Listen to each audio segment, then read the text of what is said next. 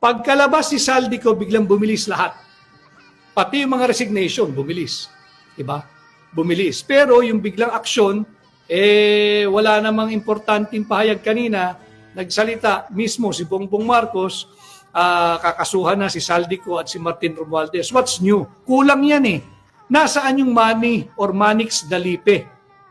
Yung kanyang majority floor leader, nasaan yung mga kasama nila sa Bicameral Conference Committee ng 19th Congress. 19th hindi 20th. Yung last Congress. Yung Stella Kimbo, bakit hindi nababanggit? Yung dating Senadora Grace Poe, na siya ang pinuno ng Finance Committee ng Senado. Yung mga senador na nandyan pa rin ngayon, kagaya ng kasalukuyang Finance Chair ng Senado, na dati nang nagpahayag, wala daw siyang nakitang blanco. Pinirmahan niya yung Vice-Cam report ng 19th Congress. Kaya bantayan natin ano ang kahinatnan nitong panukalang 2026 budget. Pagkat yung mga players po nandyan pa Nandyan pa sila. Sasaw-saw pa yan.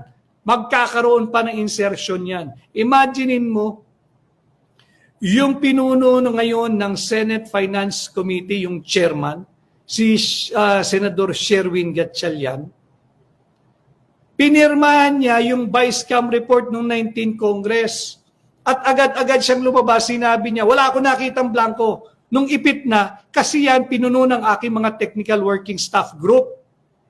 Pati yung staff niya, masalba lang ang sarili niya, ilalaglag niya. Yan ang klase ng karakter meron. Itong mga nariyan pa rin. Kaya hindi po tayo nakakatiyak na wala pong anomalya o insertion itong panukalang 2026 budget. Kaya buti na lamang, meron tayong mga asahan dyan.